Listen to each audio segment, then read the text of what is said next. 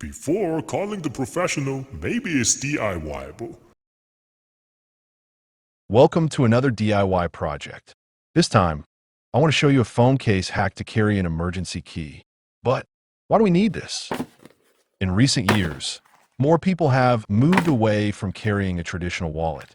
These designer brand wallets are a waste of money. I have been using the Spigen MagSafe wallet, which holds up to 4 cards and works perfectly for everyday use. For your daily routine, there is no longer a need to carry a keychain. You don't need these at all. Our world has evolved. If you keep living in the past, you cannot move forward.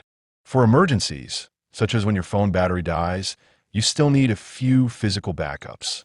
For Tesla owners, that's a key card.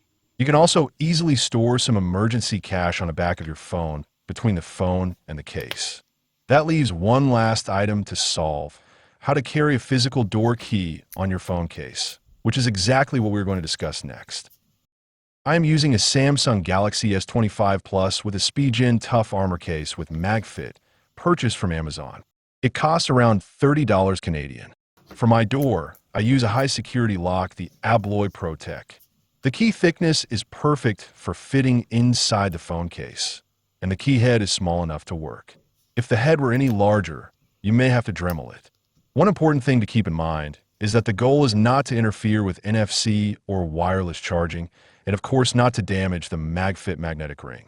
The only way to achieve all of this is to place the key in the lower part of the phone case, right below the magnetic ring. I am using a permanent marker to trace the shape of the key. Next, you will need a Dremel tool with a router bit and a router attachment. You will also need some packaging foam that is close to the thickness of your phone. If you cannot find foam of the right thickness, you can use cardboard instead. This is very critical because it prevents the router bit from cutting through the case. Set up the workbench using a piece of 2x8 with masking tape on it to prevent scratches. Then secure the phone case with more masking tape. You need to make sure it is firm and fully secured. Any movement can lead to disaster. Adjust the router bit slightly deeper than the case and make the first pass. Do not go too deep on the first round. Trim the foam and adjust the position to create more space for the rest of the key shape. This is pretty much self-explanatory. The key is not to push too hard. You may be wondering about my Dremel attachment. My Dremel is about 30 years old. It was made in the USA. Believe it or not, it is still working. You probably cannot find this model anymore. It starts to take shape, but it is not flat enough. We need to do a second round of routing. Lower the router bit. Get as close to the bottom of the case without cutting through it. I think you got the idea. The trick is to pay close attention to the pressure you are applying.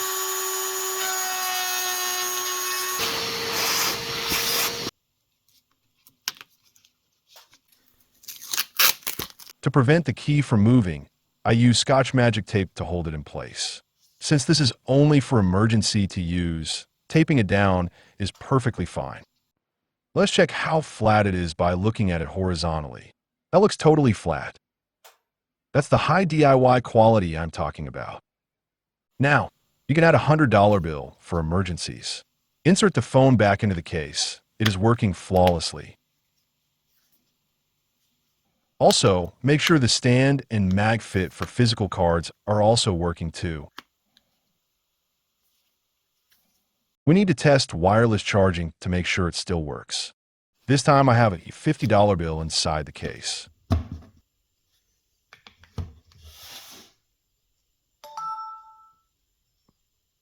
Next, we're going to test NFC. I'm using an NFC app to read the tag.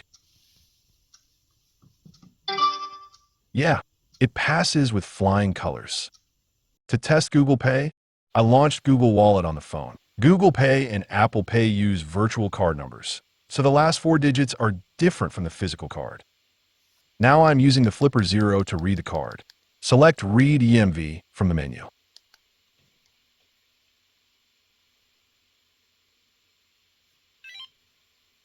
Boom! It reads the full virtual card number with expiration date. This shows Google Pay is working. Final tip for carrying your phone with a minimalist MagFit card wallet. Many people think you will lose your cards, but there is a clip inside the wallet. Make sure the cards are facing upward.